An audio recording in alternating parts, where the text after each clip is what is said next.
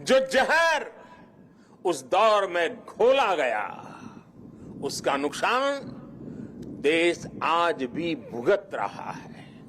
इसलिए ही हमने बंटवारा भी देखा और भारत के दुश्मनों को उसका फायदा उठाते भी देखा। इसलिए हमें आज बहुत सावधान भी रहना है। अतीत की तरह ही भारत के उत्कर्ष और उत्थान से परेशान होने वाली ताकतें आज भी मौजूद है।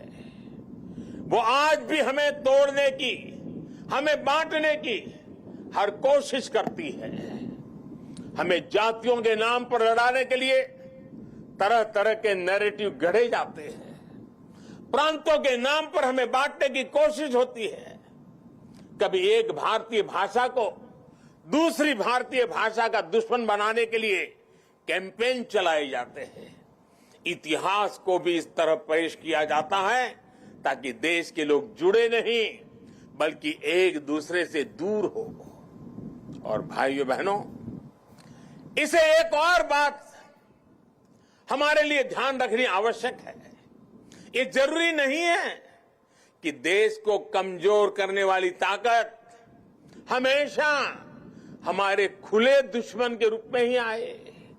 कई बार ये ताकत गुलामी की मानसिकता के रूप में हमारे भीतर घर कर जाती है।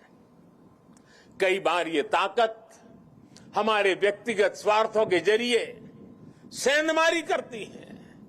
कई बार ये तुष्टीकरण के रूप में, कभी परिवारवाद के रूप में, कभी लालच और भ्रष्टाचार के रूप में दरवाजे तक दस्तक दे देती हैं, जो देश को बांटती और कमजोर करती है। लेकिन हमें उन्हें जवाब देना होगा। हमें जवाब देना होगा भारत मां के संतान के रूप में। हमें जवाब देना होगा एक हिंदुस्तानी के रूप में। हमें एकजुट रहना होगा, एक साथ रहना होगा। विभेद के जहर का जवाब हमें एकता के इसी अमृत से देना है। यही नए भारत की ताकत है। साथियों, आज राष्ट्रीय एकता दिवस पर मैं सरदार साहब द्वारा हमें सौंपे दायित्व को फिर दोहराना चाहता हूं। उन्होंने हमें ये जिम्मेदारी भी दी थी कि हम देश की एकता को मजबूत करें। एक राष्ट्र के तौर पर देश को मजबूत करें।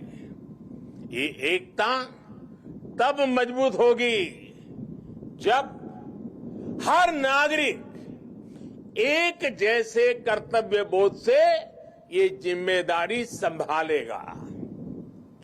आज देश इसी कर्तव्य बोध से सबका साथ, सबका विकास, सबका विश्वास और सबका प्रयास इस मंत्र को लेकर विकास के मार्ग पर आगे बढ़ रहा है। आज देश में हर कोने में, हर गांव में, हर वर्ग के लिए और हर व्यक्ति के लिए बिना भेदभाव के एक जैसी नीतियां पहुंच रही है।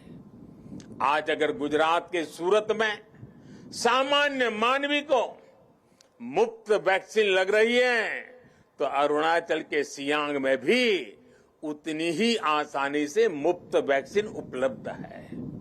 आज अगर एम्स गोरखपुर में है, तो बिलासपुर, दरभंगा, गुवाहाटी और राजकोट समेत देश के दूसरे शहरों में भी है। आज एक और तमिलनाडु में डिफेंस कॉरिडोर बन रहा है, तो उत्तर प्रदेश में भी डिफेंस कॉरिडोर का काम तेजी से आगे बढ़ रहा है।